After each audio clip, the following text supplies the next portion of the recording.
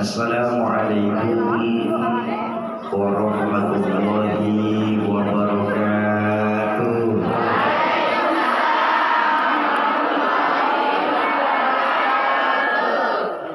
Alhamdulillahilladzi asra bi'abdihi lailan minal masjidil haram ilal masjidil aqsa.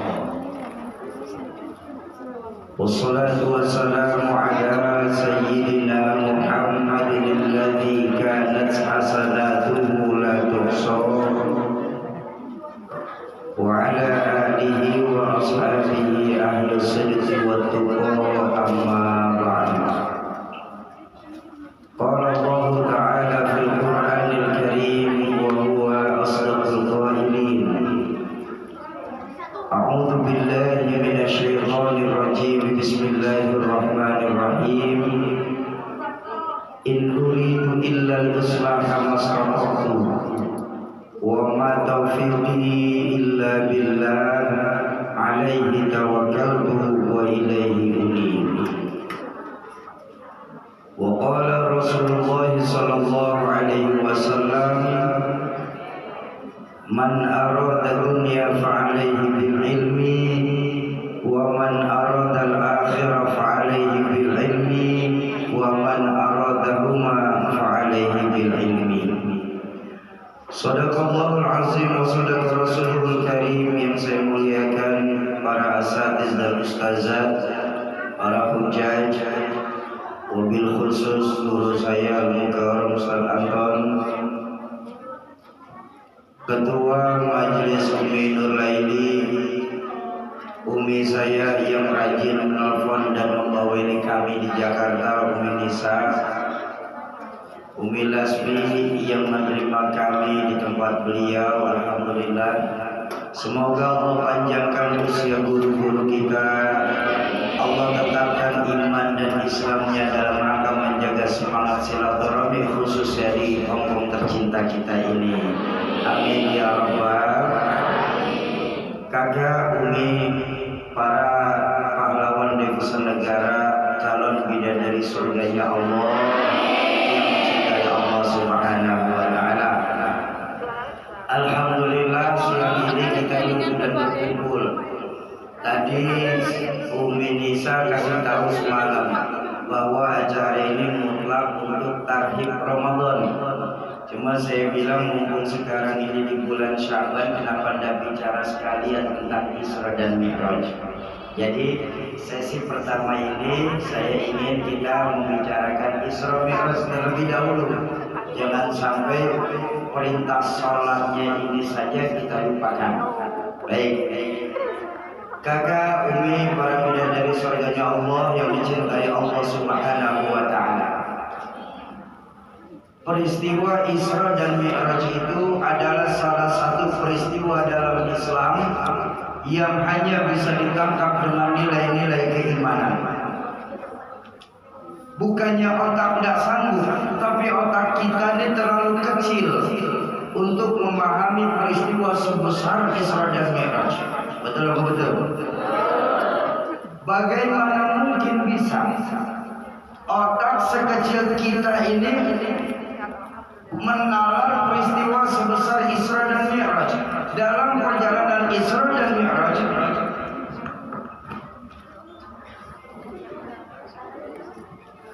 tes alhamdulillah, suara saya jadi nggak sampai mana saya barusan? Bagaimana mungkin bisa otak sekecil kita memahami peristiwa sebesar Isra dan Mi'raj? Dalam perjalanan Isra Mi'raj, baginda Nabi melakukan perjalanan yang amat sangat jauh. Bahkan sejarah mencatat menembus 3 buah alam. Alam nasut, alam malakut, alam lahut. Alamnya manusia, alamnya malaikat, dan alam ketuhanan. Baca saja di mana Syaki? Minal masjidil haram ilal masjidil aqsa. Ini alam ragawi. Alhamdulillah. Makasih Umi. Subhanallah. Atau salah satu Ye. Ye. Sudah jangan pakai kue begini. Ya susah makanya nanti. Ye. Minal Masjidil Haram ilal Masjidil Aqsa. Ini alam ragawi, alam kita sekarang ini. Lalu alamnya malaikat mana Soki? Dari Masjidil Aqsa naik ke langit pertama sampai Sidratul Muntaha. Di sinilah tempat para malaikat dan ruh anbiya berkumpul. Lalu alam ketuhanan dari Sidratul Muntaha naik ke Rafraful Akhdar, Mustawa sampai Arsy. Ini jangankan manusia biasa, malaikat pun gak akan pernah bisa tembus kecuali yang diizinkan sama Allah. Karena ketika sudah mau naik ke Rafraful Akhdar, malaikat Jibril ngobrol sama baginda Nabi. Ya Rasul, ada apa Jibril? Ini mau bahasa orang Jawa bilang ya. Orang apa Jibril? Jibril aja dari Klaten soalnya. Udah dengerin aja udah. Bukan yang ini Mbak. Aku nggak bisa nemenin jenengan Muhammad. Tuh, ya nggak bisa begitu loh. Kita kan berangkat dari bumi ini bareng-bareng. Kalau pulau tembus, kalau pulau nyampe ke Rafraful Akhdar, kesem pulau. Wes jenengan mawon yang berangkat. Oh ya sudah. Baginda Nabi menembus 3 buah alam cuma dalam sepertiga malam terakhir. Enggak mungkin kata kita di dunia ini. Impossible menurut ilmuwan sekular. Tapi jangan lupa Umi, kakak, Isra Mi'raj ini maunya Allah. Betul. Ketika bertemu maunya Allah, apa yang gak mungkin buat Allah itu? Oh, dengan sombong Allah menegaskan zat Allah itu, idza arada syai'an ayyaqula lahu kun. Ada nggak dalam surah Yasin? Ayat pinten?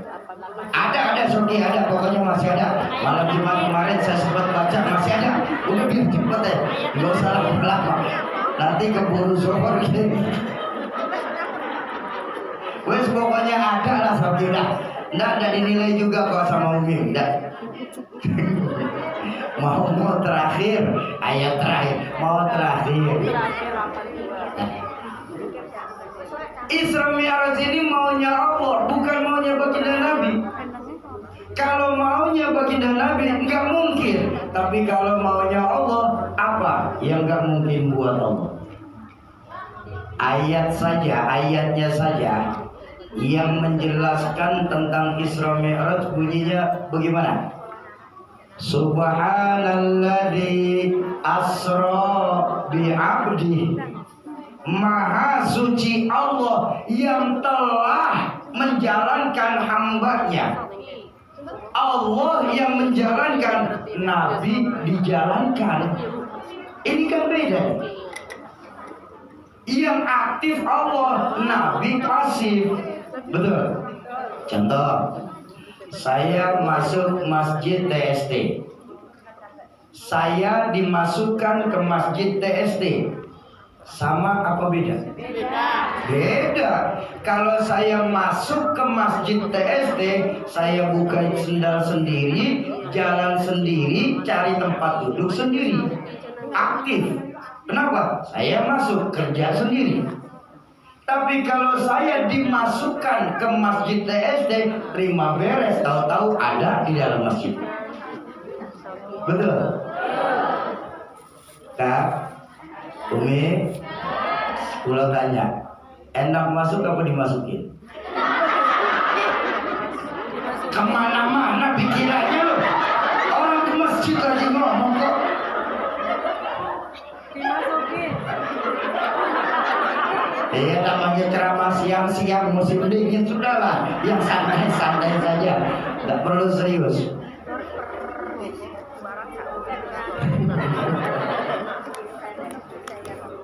Kalau menurut hukum logika, yang namanya agama itu kan terbentur pada 2 perkara. Ya, hukum logika, hukum otak kita sekarang ini, hukum dunia itu terbentur dua perkara, sebab akibat. Namanya agama itu pasti ada yang bisa dilogikakan, tapi juga banyak hal-hal yang tidak dapat dilogikakan. Kenapa? Kalau dalam agama semua berlogika, tidak perlu agama, perlunya ilmu pengetahuan. Karena dasar ilmu pengetahuan adalah logika. Tapi kalau dalam agama semua tidak bisa dijelaskan pun bukan agama, tapi dongeng, cerita. Yang namanya agama ada hal yang bisa dilogikakan, banyak hal yang tidak dapat dilogikakan. Nah, tapi hebatnya agama tidak fanatik buta. Ketika bertemu dengan hal yang tidak dapat dijelaskan, insya Allah bisa ditangkap dengan nilai-nilai keimanan. Saya bilang tadi, hukum logika, hukum otak kita itu terbentur pada dua hal, sebab akibat. Itu hukum otak. Apapun yang terjadi, sebab akibat. Makanya ngapura, minta maaf. Saya ini termasuk orang yang tidak percaya hukum karma. Kenapa? Kalau dalam Islam nggak ada hukum karma. Ada tuh yang karma itu kalau pas Ramadan banyak. Iya, beda dikit nggak sih? Hukum dunia itu cuma sebab akibat.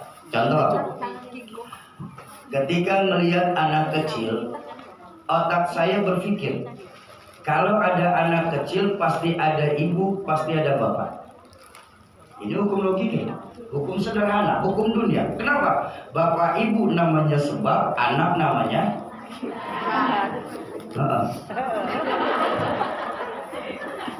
Loh, kan gara-gara kerjasama yang baik antara bapak dan ibu keluar anak. Itu hukum otak. Tapi kalau menurut hukum Allah, hal itu nggak mesti terjadi. Nabi Adam tidak punya ibu, tidak punya bapak. Allah mau jadi Nabi Adam. Nggak akan pernah sanggup. Kok Nabi Adam bisa ada ya? Padahal Nabi Adam tidak punya ibu, tidak punya bapak. Apa mungkin Nabi Adam keluar dari Star Ferry? Di sini otak mesti tahu diri. Ini nggak bisa dimasukin otak. Itu bukan wilayah kamu. Nabi Isa, ibu ada, bapak tidak ada. Allah mau jadi apa tidak? Jadi. Nggak akan pernah sanggup dibicarakan dari kebiasaan masyarakat pahlawan devisa kita di Hongkong ini. Itu Siti Maryam kok bisa hamil ya? Padahal Siti Maryam tidak punya suami. Maaf, Siti Maryam seorang perempuan suci, beliau dekat dengan Allah. Maka proses hamilnya Siti Maryam tanpa suami dalam Islam masuk kategori mukjizat. Ya boleh. Tapi sayang banyak perempuan sekarang nggak mau kalah sama Siti Maryam. Tem Jakarta nih, kita Jakarta.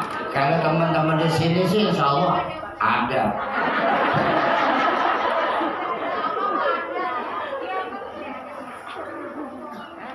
Nah, makanya kalau minta maaf, banyak minta maaf. Momentum Isra Mi'raj ini adalah momentum yang paling tepat mengembalikan nilai-nilai keimanan kepada Allah, yang sangat kita rasakan, apalagi kita tinggal di negeri orang sekarang ini. Akibat kebutuhan kita akan dunia yang semakin meningkat, menyebabkan iman kita kepada Allah yang semakin menurun saat ini. Betul. Apa? Banyak dari kita sekarang ini sering menarik agama ke dalam logika. Dan ketika tidak sampai, akhirnya agama kita otak-otak. Betul. Contoh begini dah, paling mudah sekarang nih. Kira-kira ketika ada kayu, ada meteran, ini hukum paling mudah saja nih. Ini logika paling sederhana saja. Ada kayu, ada meteran, itu kira-kira kayu ikut meteran atau meteran yang ikut kayu? Yakin? Betul. Kalau memang meterannya yang ikut kayu, percayalah tidak akan ada meteran yang sempurna. Kenapa? Kalau kayunya lebih pendek, meterannya yang dipotong.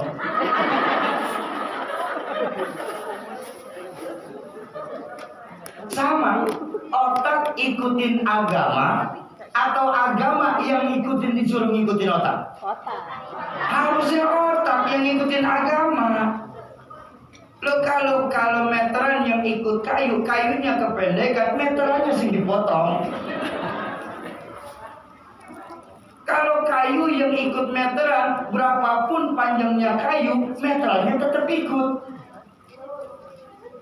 Harusnya otak kita, kalau punya kejadian, boleh cerita. Pulau pernah baca buku milik Abah Pulau, Rahmatul Abror Yazidudin MZ.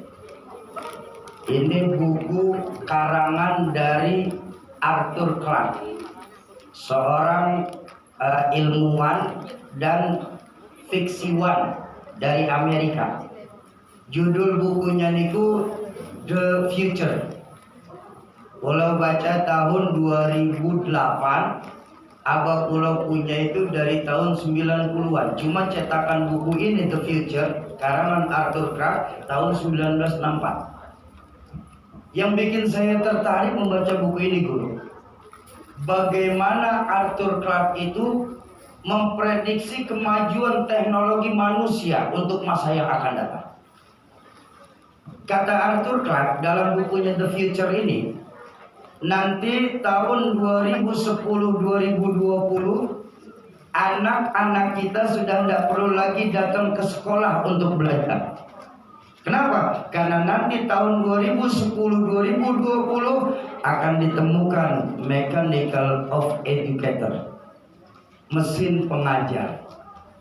Jadi nanti kata orang tua saya dulu, kalau panjenengan pun masih ingat, nanti tahun 2010-2020 sekolahan, pondok pesantren, guru, ustadz, kiai nganggur total. Kenapa? Anak-anak sudah tidak perlu lagi datang ke sekolah untuk belajar. Terjadi apa tidak? Terjadi. 2020 kemarin anak kita sekolah dari rumah. Kenapa? Ditemukan teknologi yang bernama internet. Itu tahun 64. Lalu kata Arthur Clarke, nanti tahun 2040-2050 kita manusia sudah mendekati kecepatan cahaya 15.000 km per menit. Saat ini kita masih mendekati kecepatan suara. Kecepatan suara itu 9.000 km per jam. Apa tidak terjadi? Saat ini teknologi oleh Amerika itu sedang dibuat. Silakan buka dalam internet, ada teknologi Amerika pasang untuk sebuah pesawat terbang bernama Stealth. Stealth itu sebuah teknologi luar biasa yang bisa menembus 10 G, 10 gravitasi. Kalau hitungan kilometer hampir 11.000 km per jam. Jadi sudah mulai diatur teknologi, sudah mulai dibangun. Apa selesai? Belum. Nanti karena kita manusia sudah bisa menembus kecepatan cahaya 2060-2070, kita umat manusia, kata Arthur Clarke, sudah bisa melakukan perjalanan lintas planet, interflight sailor. Mudah-mudahan nanti kalau kita semua panjang umur, amin. Mbak-mbak kula niki kalau lagi bosan di Hong Kong bisa jalan-jalan ke bulan, bisa healing ke Jupiter, bisa traveling ke Pluto. Ziarah. Saat ini kalau Kang Jawa bisa jalan-jalannya cuma sampai matahari saja. Matahari departemen store.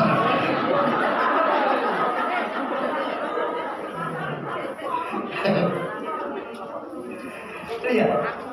Dasarnya orang-orang barat, ilmuwan-ilmuwan luar negeri, tahun 1964 mereka sudah memikirkan bagaimana bisa hidup di bulan. Betul. Lah kita orang Indonesia sampai saat ini masih pusing memikirkan bagaimana hidup dari bulan ke bulan.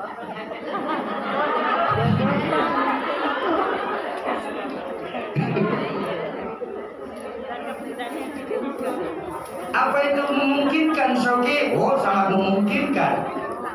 Kalau kakak, umi, mbak buka dalam internet, ada seorang multimilioner asal Amerika bernama Elon Musk. Itu dia sedang membangun sebuah roket yang bisa mengantarkan manusia pulang pergi dari bumi ke bulan, balik lagi ke bumi. Jadi teknologi ini sudah mulai dibangun sama-sama orang-orang kafir. Nah, puncaknya kata Arthur Clarke dalam buku The Future ini akan terjadi nanti tahun 2100. Di mana tahun 2100 saking majunya teknologi saat itu akan ditemukan immortal of humanity, sistem kekebalan abadi. Jadi nanti tahun 2100 saking pintarnya ilmuwan-ilmuwan dunia akan ditemukan semacam vaksin anti malaikat maut.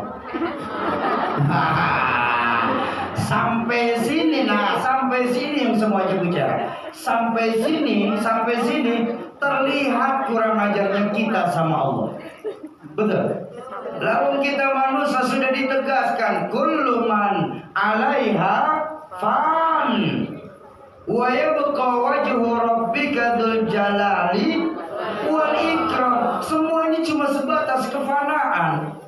Bagaimana mungkin bisa kita yang fana ini bisa mengalahkan Tuhan yang luar biasa? Makanya pantas Albert Einstein, beliau itu seorang yang ateis. Albert Einstein itu tidak punya agama ternyata. Tapi di balik keateisannya Albert Einstein, beliau pernah menulis begini: knowledge without religion was going blind. Ilmu pengetahuan yang tanpa didasari dengan agama, maka mereka akan jadi buta. Kenapa? Karena menarik logika ke dalam, menarik agama ke dalam logika. Umi, kakak, para pahlawan devisa, para bidadari surganya Allah yang dicintai Allah Subhanahu wa Ta'ala. Makanya saya minta maaf. Ini sekarang ini dengan kemajuan teknologi, saya minta maaf, saya minta ridho, masih banyak kawan-kawan kita salah dalam memandang agamanya sendiri. Kenapa? Islam itu tidak susah, Islam itu mudah, tapi jangan dimudah-mudahin pun jangan dipersulit. Satu hari ya berkah silaturahmi ini semua berkah silaturahmi ya. Berkah silaturahmi kalau banyak punya kawan, mulai dari ahli sejadah sampai haram jadah ada teman. Dari ahli sejadah sampai haram jadah punya teman. Nah, satu hari teman saya yang haram jadah itu datang ke rumah, datang langsung protes. Oke, ada apa? Islam itu susah ya. Islam itu kaku. Islam itu tidak fleksibel. Dalam Islam itu terlampau banyak larangan. Ini tidak boleh, itu tidak boleh, begini salah, begitu salah. Tidak cocok. Islam tinggal di era modernisasi seperti saat ini. Saya bilang, bukan Islamnya yang susah, cara kita yang memandang Islam yang salah. Maksudnya bagaimana, Soki? Saya bilang Islam itu agama yang mudah kok. Contoh, sholat itu ibadah yang paling kaku. Betul apa betul? Saking kakunya, walaupun kita lagi sakit, tidak bisa bangun, tapi selama otak kita masih sadar, maka sholat wajib ditunaikan. Betul kan? Enggak ada yang namanya keringanan. Kita lolos sholat wajib mengqadha. Tapi tengok, di balik kekakuan sholat, kalau lagi melakukan perjalanan safar, boleh diringankan menjamak sholat. Bahkan jamaknya tidak tanggung-tanggung, bisa mengurangi jumlah rakaat dari 4 menjadi 2. Disebut jamak qashar. Jadi susah di mana Islam itu? Umi, kakak, Sempurna-sempurnanya sholat memang posisinya berdiri. Betul? Ya. Tapi kalau lagi tidak bisa berdiri sholat, boleh sambil duduk. Duduk tidak kuat, boleh sambil berbaring. Umpama berbaring tidak mampu, boleh dengan isyarah. Umpama kecelakaan yang ngapur aja. Umpama ada orang kecelakaan, tangan, pinggang, kaki patah, nggak bisa duduk, nggak bisa berdiri, nggak bisa berbaring juga, serba salah. Maka boleh dengan isyarah. Yang penting kasurnya dihadapin, kasur dan muka dihadapin kiblat. Sholat tetap dengan isyarah. Itu saking kakunya. Kalau isyarah masih sanggup, umpama dalam kecelakaan sudah patah, mata pun buta, ya kan? Isyarah tidak mampu, maka boleh sholat dengan niat. Yang penting sholat. Bahkan niat saja kalau sudah tidak bisa masih boleh disolatin.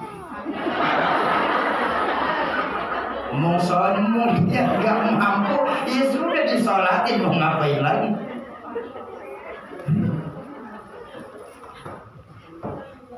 Begitu banyak kemudahan-kemudahan yang Allah berikan kepada kita. Kitanya yang memandang Islam itu jadi berat.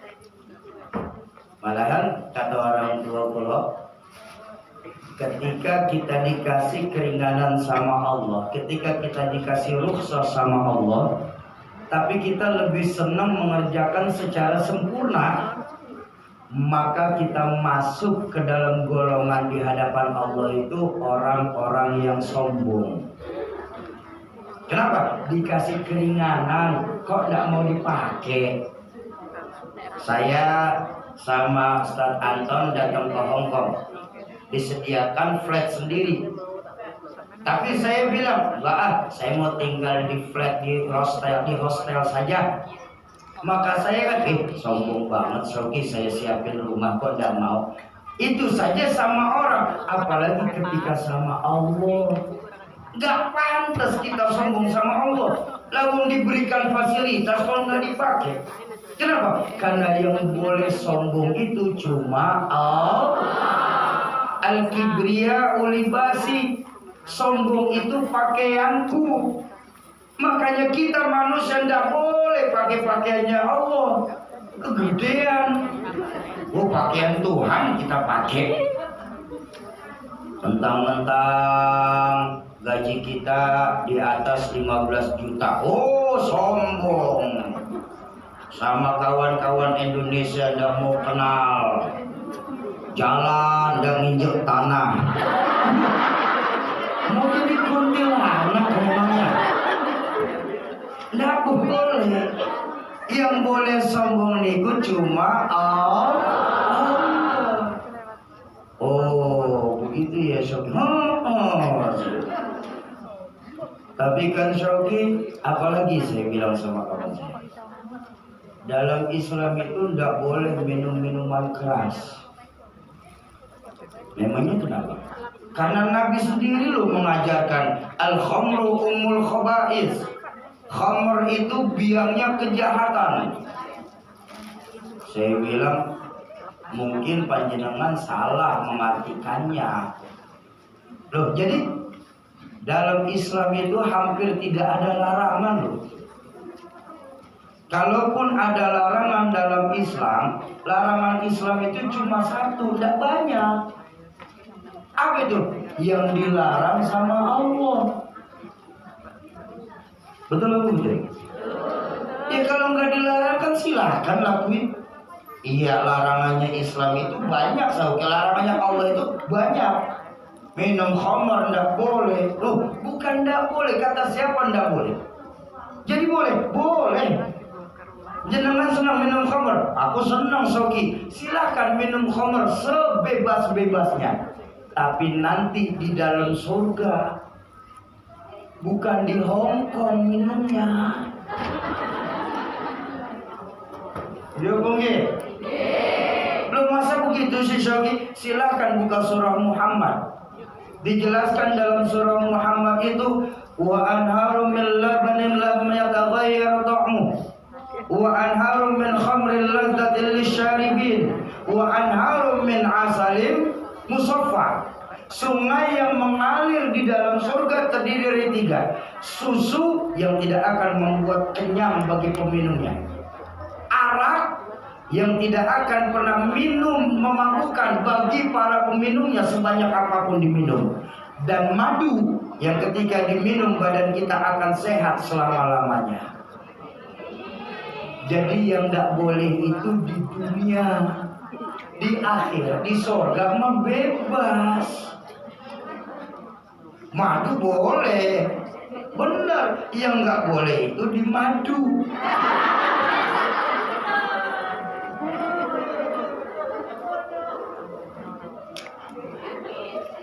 Kan cara pandang kita saja yang salah terhadap aturan agama ini. Oh begitu ya Shoki. Ada satu lagi Shoki. Apa lagi saya bilang? Dalam Islam itu tidak boleh main perempuan, tidak boleh main laki-laki Shoki. Memangnya kenapa? Karena sampai ditegaskan dalam Islam itu wala taqrabuz zina. Jangan coba-coba kalian deketi itu zina. Saya bilang, nah inilah bahayanya ketika kita belajar agama tidak ada guru. Kenapa? Mengartikan ayat cuma dari tekstual, saya bilang. Cuma dari terjemahan. Justru Islam itu agama yang fitrah, saya bilang. Islam itu saking fitrahnya sangat memahami kebutuhan dasar manusia. Kan kita manusia menungso niki kan diciptakan 2. Diberikan akal, diberikan nafsu. Betul. Islam itu memahami perempuan senang sama laki-laki. Senang apa tidak? Senang apa tidak? Kalau anda senang kita obatin sama-sama sini. Laki-laki senang sama perempuan, perempuan senang sama laki-laki. Itu fitrah. Silakan kalian bergaul sebebas-bebasnya, tapi lewati dulu sebuah pintu yang bernama nikah. Betul. Bahkan jangankan nikahnya, sampai cara bergaulnya dalam pernikahan pun dijelaskan dalam Al-Quran. Itu dia satu dalam Islam. Dalam Al-Quran Allah sendiri yang mengajarkan nisaukum harthul lakum. Istrimu adalah sawah ladangmu. Coba lihat. Dengan bahasa yang indah dan tidak ada porno, kaum perempuan ini diibaratkan sawah. Allahu Akbar. Di depan saya sawah semua nih. Kayak sawah.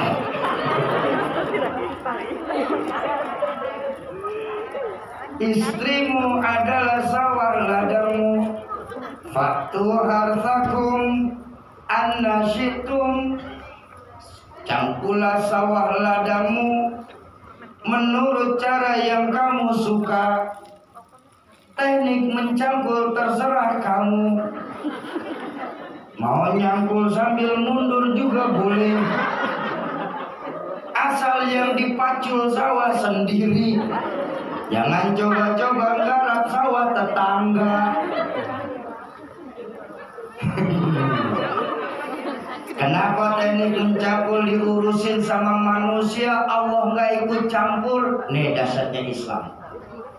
Karena sawah walaupun namanya tetap sawah, tapi tanahnya lain-lain. Ada tanah gambut yang baru secangkulan udah ngeluarin air. Terusin aja. Ya, ada cukup ini cukup. Rawani. Masalahnya jauh dari pasangan ini.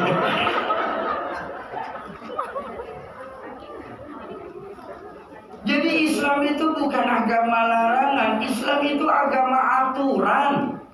Betul. Saking hebatnya Islam mengatur, jangankan cuma umatnya yang boleh nikah, sampai penceramahnya pun boleh nikah. Tenang lu gimana? Nun sewu. Kalau ini kalau dalam Islam penceramah tidak boleh nikah, kalau beli berhenti jadi penceramah. Lu fitrah lu. Coba. Dahsyatnya diajarkan dengan proses penciptaan Adam dan Hawa. Tidak pernah Allah ciptakan Adam sama Agus, apalagi Adam sama Bambang. Kenapa? Islam itu agama kejelasan. Laki-laki wajib menikah sama perempuan, betul? Ada perempuan. Islam itu agama kejelasan. Kenapa? Karena nanti kalau meninggal dunia, coba deh, Islam sampai meninggal pun kita dibikin. Tidak ada agama yang memikirkan orang yang ketika sampai meninggal kecuali Islam. Coba, kalau laki-laki yang meninggal, bro, dapat titelnya itu almarhum. Kalau perempuan yang meninggal dunia disebutnya, kalau banci, aluminium.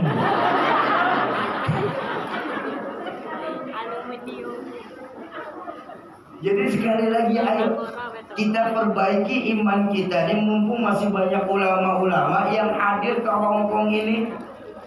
Rajin hadiri majelis-majelis ilmunya. Supaya apa? Supaya kita benar dalam memandang Islam. Islam itu agama aturan, bukan agama larangan. Bahkan dari bangun tidur sampai tidur kembali kita diatur dalam Islam. Dia bunyi. Bangun tidur, alhamdulillahilladzi ahyana ba'dama amatana wa ilaihi. Begitu sudah melek sempurna, kita mau sholat subuh, wah sudah jam 4:30 kurang, masuk kamar mandi. Allahumma inni a'udzubika minal khubuthi wal keluar kamar mandi sudah rapi, kita mau berpakaian, mau pakai kerudung. Bismillahirrahmanirrahim, la ilaha illa huwa. Sudah selesai kita disuruh sama tuan rumah ke pasar. Begitu keluar rumah kaki kiri, Bismillahirrahmanirrahim, tawakkaltu 'ala Allah, la haula wala quwwata illa billahil. Mau kita hendak naik bis, mau kita naik tramkah, begitu masuk kaki kanan, Bismillahirrahmanirrahim, majriha wa mursaha wa inna rabbi laghafurur. Sampai rumah, karena di rumah agamanya beda sama kita, wajib tetap kasih salam. Apa salamnya? Assalamu alayna wa ala ibadillahis. Sudah menjelang tidur, kita mau kita tidur jam 10 malam, ambil wudhu dulu. Lalu setelah itu naik tempat tidur, baca Fatihah, baca Qul 3 kali, baca Mu'awwizatain sekali, baca ayat kursi sekali, tutup pakai Bismika Allahumma ahya wa bismika. Mulai dari bangun tidur sampai tidur kembali pun diatur. Apalagi ngapura, orang laki paling dahsyat tuh diatur sama Islam. Sampai pakai peci orang laki itu diatur pakai dalam Islam. Mau ceramah, mau hadir pengajian, rata-rata suami ibu nikah pakai pecinya lurus. Betul tidak? Kenapa? Supaya rapi, orang melihatnya senang, timbul mahabbah di antara kedua orang tersebut. Mahabbah itu langsung dari Allah, mendapatkan pahala. Tapi begitu masuk masjid simsam soi, mau sholat berjamaah, angkat sedikit. Kenapa? Karena jidat bagian dari sujud. Akhir bulan bayar listrik, kakak belum ngirimin tagihan, miring. Belum dikirim, pusing bayarnya. Dagangan di rumah nggak habis-habis, begini udah kan.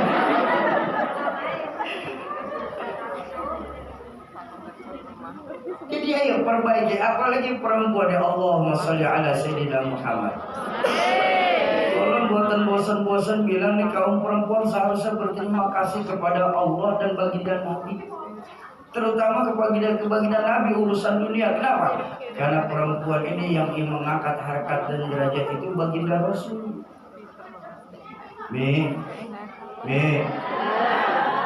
Dulu sebelum baginda Nabi hadir ke dunia, sebelum Rasulullah hadir ke dunia, Islam sempurna.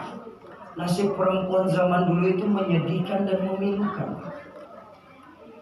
Ini minta maaf. Perempuan sebelum ada Islam itu seolah-olah dilahirkan itu hanya untuk melahirkan. Cuma sebatas pemuas syahwat. Tugas perempuan dulu sebelum ada Islam cuma segitiga. Dapur, sumur, kasur. Kasur, sumur, dapur.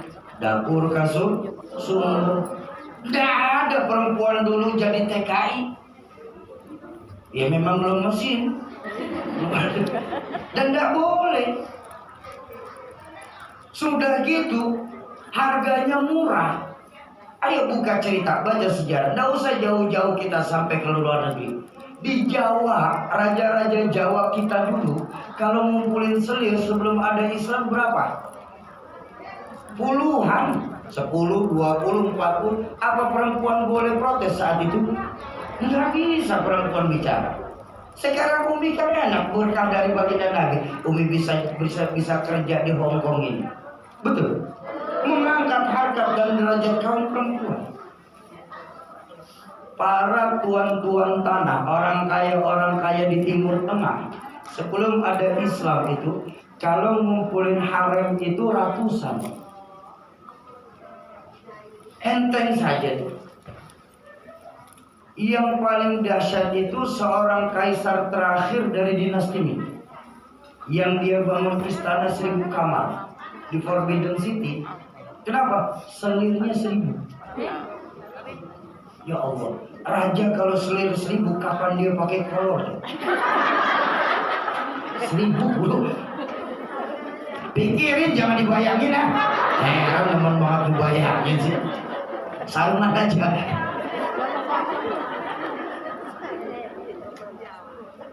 Begitu hina kaum perempuan saat itu. Tapi tengoklah ketika baginda Nabi hadir ke dunia, terenyuh baginda Nabi melihat kaum perempuan. Bayangkan, Sayyidina Umar radhiyallahu anhu punya satu kebiasaan sholat. Ketika salam, ketika menoleh ke kanan beliau tersenyum, ketika menoleh ke kiri beliau menangis. Ada sahabat nanya, ya Umar, kok kamu punya kebiasaan aneh? Aneh kenapa? Kalau kau salam noleh ke kanan kau senyum, menoleh ke kiri kau nangis. Oh, kau mau tahu? Saya mau tahu, Imam. Mau tahu, Umar? Gini, ketika saya menoleh ke kanan saya senyum, saya teringat kebodohan saya di masa jahiliyah. Bagaimana saat itu saya miskin, tidak punya apa-apa. Saya bentuk berhala dari roti gandum kering. Begitu selesai saya sembah, perut saya lapar. Satu-satu saya protolin tuh berhala. Tuh gagahnya saya saat itu, sampai Tuhan pun saya makan. Tapi begitu menoleh ke kiri saya menangis. Saya teringat kekejaman saya ketika jahiliyah. Saya mempunyai anak kecil yang berusia 2 tahun. Bagaimana saya harus kubur mereka hidup-hidup karena malu memiliki anak perempuan. Begitu rendahnya kaum perempuan. Kalau para jagoan Arab punya anak perempuan, cuma 2, dibunuh atau dikubur hidup-hidup. Begitu rendahnya kaum perempuan. Tapi begitu baginda Nabi hadir ke dunia, beliau terenyuh melihat nasib perempuan saat itu. Keluarlah sabda beliau yang paling dahsyat untuk perempuan. Apa? An-nisa imadul bilad. Perempuan itu tiangnya negara. Kalau baik perempuan, baik negara. Kalau rusak perempuan, hancur negara. Maka perempuan nanti di dalam surga mereka akan jadi pemimpin para bidadari. Kok perempuan gak dikasih bidadara? Karena sesuai. Perempuan itu senangnya itu yang memang harta, permata. Maka nanti di dalam surga perempuan itu bukan dikasih bidadara. Mereka akan jadi yang namanya pemimpin para bidadari. Karena syahwat sudah tidak berlaku nanti di dalam surga. Ya. Maka perempuan yang solehah mereka akan jadi pemimpin para bidadari. Amin. tapi juga kebanyakan perempuan setan. Loh, kok begitu sih, seperti kasar benar loh. Nih Bu, kan ada ini kisah Isra Mi'raj juga. Ketika baginda Nabi kembali dari Mi'raj, habis sholat subuh berjamaah, beliau kumpulkan para sahabat. Beliau halaqah. Beliau ngomong ke sahabat, ayuhal ashab, sahabat, labbaik ya Rasul, saya semalam berangkat Mi'raj loh. Diberangkatin Isra dan Mi'raj loh. Oh iya. Perjalanannya bagaimana? Dari Masjidil Haram saya pergi ke Masjidil Aqsa. Di sana saya bertemu dengan banyak para roh anbiya dan saya menghidupkan sholat berjamaah pertama kali di sana. Lalu dari alam roh saya naik sampai ke arsy Allah. Bertemu Allah. Kemudian ya Rasul, saya mendapatkan perintah salat untuk saya dan umat saya nanti. Kemudian saya dikasih kesempatan Allah untuk melihat surga dan neraka. Ada seorang sahabat ketika mendengar surga dan neraka angkat tangan dari belakang. Ya Rasul, izin saya mau tanya. Mau tanya apa? Ya Rasul, iya. Siapa yang paling banyak menghuni neraka ya Rasul? Wanita.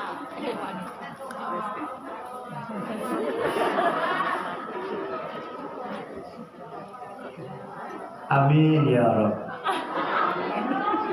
Perempuan yang paling banyak menghuni neraka ya Rasul, itu yang saya lihat. Apa perempuan gak sholat? Sholat. Apa perempuan tersebut gak baca Quran? Baca Quran. Apa perempuan tersebut gak datang ke halaqah? Oh, rajinan perempuan halaqah daripada yang laki. Ya, lihat aja seragamnya. Ini lain organisasi, ini lain lagi, besok lain lagi. Kalau memang benar perempuan tersebut rajin ngaji, sholat, tidak tinggal pengajian, ikut, kenapa banyak kaum perempuan masuk surga, masuk neraka ya Rasul? Perempuan yang banyak menghuni neraka sambil berkacamata baginda Nabi, yang menyebabkan perempuan banyak masuk neraka itu cuma satu. Apa? Hunna yakfurnal asir. Karena perempuan tersebut kurang berterima kasih kepada suami. Kalau berangkat ke Hong Kong atas ridho Allah, insya Allah dunia akhirat dapat. Amin. Tapi kalau cuma berangkat ke Hong Kong ini cuma sebatas pelarian karena kesal sama suami, ya tapi suaminya suami yang bagaimana dulu? Karena dalam Islam memang sebaik-baiknya perempuan mereka yang ridho dan ikhlas berapapun pemberian dari suami. Tapi seharusnya laki-laki yang paling hebat dalam Islam mereka yang loyal kepada istri. Ini baru seimbang. Ini mohon maaf Umi, mohon maaf. Saya tidak senangnya sama orang laki begitu Umi. Egois. Makanya saya tidak senang sama laki-laki. Bahaya. Kalau memang suaminya itu ibadahnya taat, cari duitnya getak, ya, maka suami seperti ini wajib ditaati. Kalaupun memang tidak mencukupi, mau alasan saya mau ke luar negeri ya, mau bekerja, kalau suaminya ridho berangkat. Tapi berapa banyak saudari-saudari saya, para pahlawan devisa keberangkatan itu diawali dengan kemarahan dalam rumah tangga. Di sini nggak ada, di sini.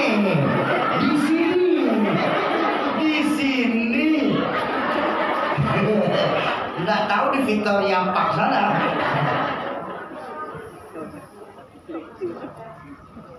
Umi, kakak, mbak, para bidadari surganya Allah yang dicintai Allah Subhanahu wa Ta'ala.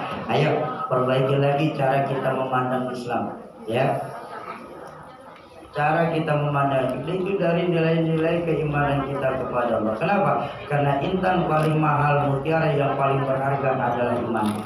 Jadi jaga baik-baik iman kita, wariskan iman kita kepada anak keturunan kita. Tanamkan kepada anak-anak kita. Walaupun cuma lewat, ingat sekarang ini ada teknologi bernama internet. Orang dulu tahun 80 awal 90 ya, untuk ngabarin ke Indonesia harus pakai pos. Betul betul. Sekarang nggak perlu, ada teknologi yang bernama WhatsApp. Rajin telepon orang tua dan anak kita. Cuci otaknya anak-anak kita. Nah, zaman boleh berganti nak, tapi keyakinan jangan sampai mati. Masa silakan berubah nak, tapi akidah jangan sampai goyah nak. Kenapa? Untuk iman kita hidup. Dengan iman saat ini kita berjuang, dan dalam iman nanti saya yakin kita semua berharap bisa kembali ke hadirat Allah Subhanahu. Nah, sesi pertama insya Allah sudah selesai. Ayo kita sama-sama baca suratul Fatihah. Kita tunjukkan suratul Fatihah ini untuk orang tua kita, guru-guru kita, keluarga, sahabat dan kerabat kita yang terlebih dahulu mendahulukan kita. Khusus manistamahahum nabi sababi kullu Satul khas al-walid Kizaduddin MZ Umi Haji Siti Khalilah binti Haji Ayub. Semoga lewat keberkahan Fatihah Allah ampuni segala dosa beliau-beliau. Allah lapangkan alam kubur beliau-beliau. Allah jadikan alam kubur beliau-beliau sebagai taman dari taman surga. Yang kedua, untuk kita semua, orang tua kita, guru-guru kita, keluarga, sahabat dan kerabat kita yang pada siang hari ini sedang kurang sehat, semoga lewat keberkahan Fatihah yang kita bacakan, keberkahan majelis ilmu yang kita duduki sebagai asbab Allah angkat segala penyakitnya. Allah sehatkan kembali jasmaninya. Allah kumpulkan lagi di tengah-tengah keluarga tanpa kurang satu apapun. Yang ketiga, untuk kita semua. Yang ketiga, untuk kita semua yang duduk di majelis ilmu ini, semoga lewat keberkahan majelis ilmu ini, yang sedang punya hajat Allah percepat terkabul hajatnya. Allah gampangkan segala urusannya. Allah luaskan rizkinya. Allah mudahkan jalan usahanya. Allah jadikan anak keturunannya anak keturunan yang soleh dan soleha. Allah jadikan rumah tangganya rumah tangga yang sakinah mawaddah warahmah. Ala hadhihi niyah wa ala likulli niyatin salihah wa ila hadratin nabiyil mustafa. Al-Fatihah. A'udzubillahi minasyaitonirrajim. Bismillahirrahmanirrahim. Alhamdulillahirabbil alamin arrahmanir rahim maliki yaumiddin. Iyyaka na'budu wa iyyaka nasta'in. Ihdinas siratal mustaqim. Siratal ladzina an'amta 'alaihim. Yang ketiga, terakhir, Umi, ini juga untuk kepentingan kita bersama. Sebentar lagi akan ada kotak infak yang keliling. Makanya saya mau ngajak dengan kerendah hati, mau ikut berinfak siang ini mau? 22 orang. Ini kan lebih dari 100. Mau ikut berinfak? Bawa duit? Berapa? Bercanda. Baik, jangan biasakan pergi pengajian tidak bawa duit. Yang bawa duit monggo silakan siapkan duitnya. Yang kira-kira 5-10 dolar taruh dalam-dalam aja. Yang bawa duit monggo siapin duitnya. Yang tidak bawa duit pun boleh pinjam sama sebelahnya. Kalau duit tidak bawa mau pinjam malu, handphone boleh, handphone taruh tidak apa-apa. Siapin. Ya, kita salawatan mengambil keberkahan dari baginda Rasulullah SAW. Allahumma salli wa sallim wa barik alaih. Allahumma salli ala sayyidina Muhammad wa alihi.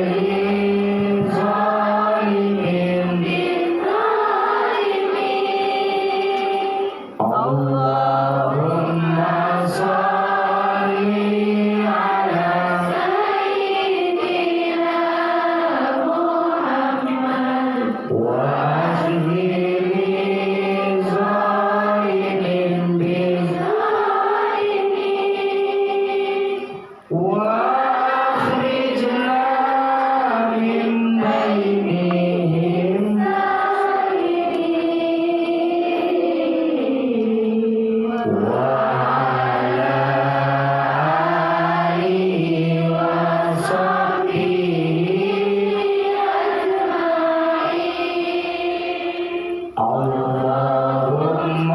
sholli ala sayyidina Muhammad wa akhiril zalimin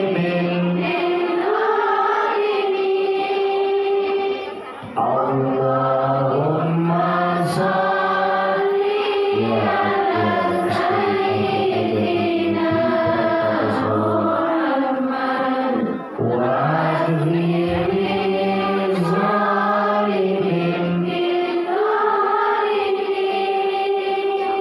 wa akhrijna min bainihim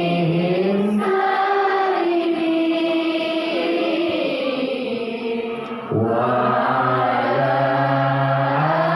alihi wa sahbihi ajma'in sallallahu rabbuna ala nuril mubin Ahmad al-Mustafa Sayyidil Mursalin wa ala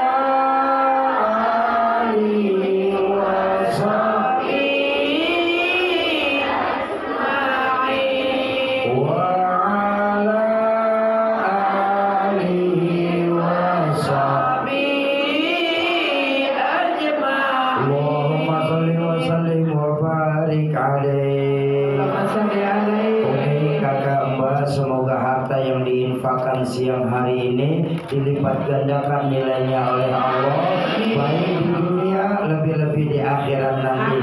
Insya Allah kita akan bertemu jam 1 lewat karena kita harus menghidupkan sholat Jumat, sholat zuhur berjamaah. Terima kasih, mohon maaf nanti pengajian kita sambung lagi sekitar jam 1 lewat. Usikum wa nafsi bitaqwallah. Assalamualaikum warahmatullahi wabarakatuh.